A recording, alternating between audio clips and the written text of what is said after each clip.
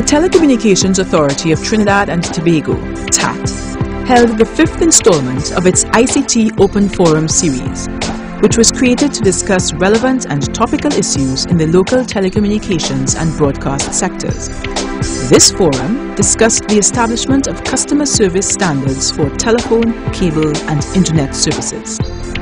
While similar to previous interactions, it officially marked the public consultation phase on the draft Consumer Rights and Obligations Policy.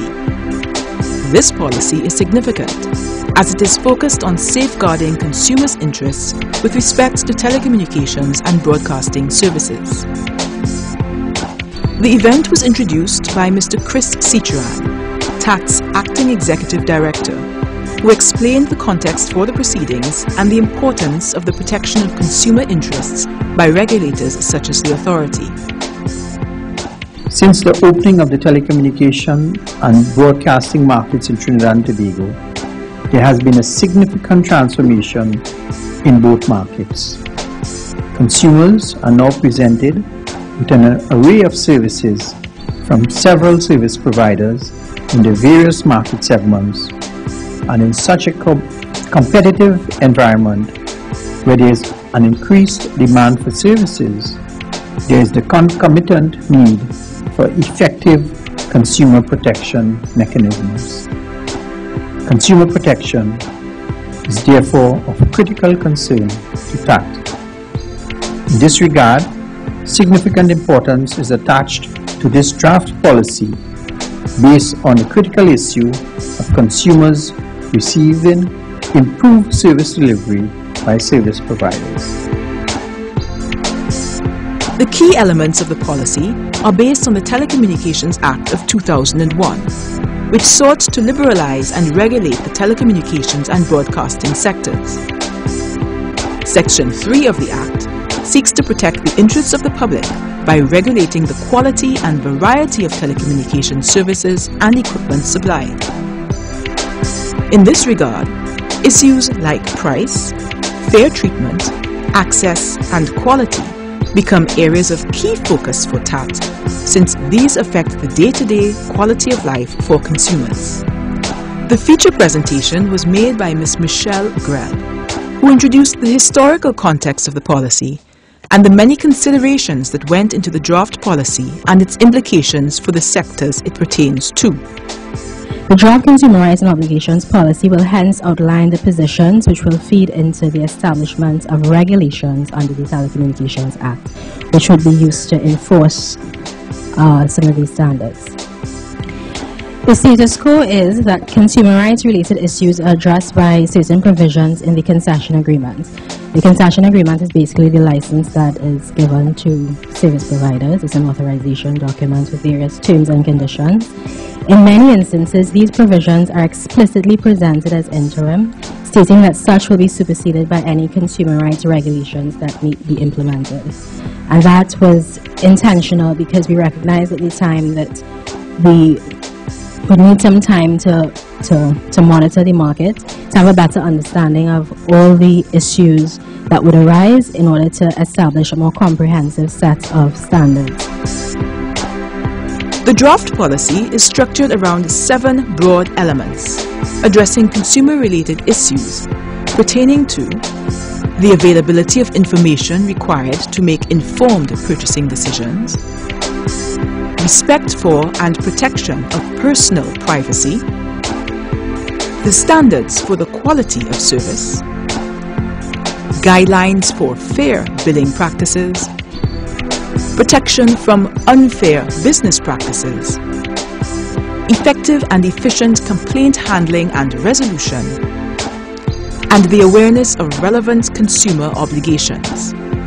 Public consultation on the draft policy will seek to solicit stakeholder feedback aimed at informing revisions to the document, as well as promoting awareness and public education on prevalent consumer issues in the telecommunications and broadcasting sectors. Consumer protection is of importance in all markets. Emphasizing this point was Mr. Mohan Chedi, Customer Services Manager from the Regulated Industries Commission, a guest speaker at the forum. Mr. Chedi shared a short introductory presentation on the development and impact of quality of service standards and codes of practices for the Trinidad and Tobago Electricity Commission. Ensuring a fair deal for consumers can be achieved using a series of measures, and we have highlighted here: balancing the interests of consumers and the service providers, establishing regulation that is fair to all, include customers and service providers, ensuring that the quality of service for customers can be achieved by 3 specific measures as we have highlighted in our draft determination for TATT back in 2006, which is financial incentives for the service provider. And what we had used then is the guaranteed payment system, comparative reporting and monitoring, and the performance incentive mechanism called S factor. As you would realize that a number of these schemes are already used by regulators in North America and Europe to regulate telecom sectors, in particular the guarantee payment system and the comparative monitoring and reporting system. I have had the experience of using a service, a satellite service, where my wife went on and made the connection, and then she finds on the bill they're charging her for things that she didn't ask for. My neighbor, Miss Eulery, had a similar issue. She went away, and they're still billing her for when she went away. And she now has to prove to the company that she was out of the country. What nonsense is this? I have a 10-year-old who just went into the standard, doing the standard 5. We have a school up there. Okay? They have to sit the same SEA exam that all the other children have to sit. For them to get access to the internet, they don't use the landline, because the landline right now, if you call one number, you'll probably get another answer. The lines are crossed, right? That happens frequently. I appreciate the fact that TATT is putting a provision in the policy for providers with respect to credit checks.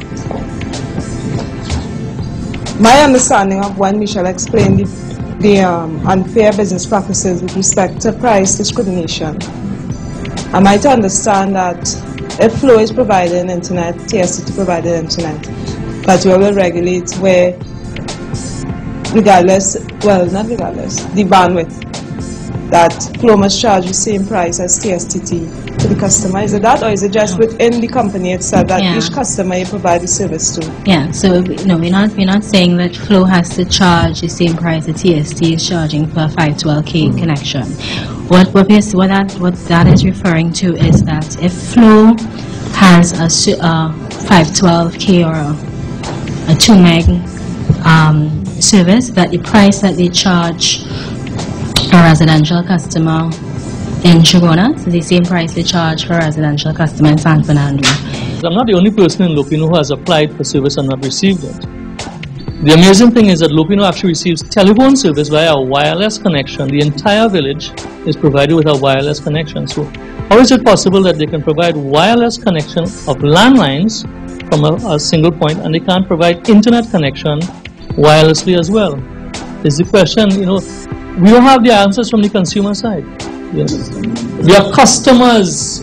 We are the people who are paying the salary of these things, and we are treated like dirt. Like what we are saying is a lie. That we lie all the time, and we cannot get anyone in the company to take us seriously. A policy as comprehensive as what is envisioned for Trinidad and Tobago's telecommunications and broadcasting sectors by TATT will cut across a wide range of issues to strengthen competition and improve customer service. Providers will reap the benefits of compliance with the policy's stipulated quality of service indicators by seeing greater levels of customer satisfaction and ultimately a higher standard of living for us all.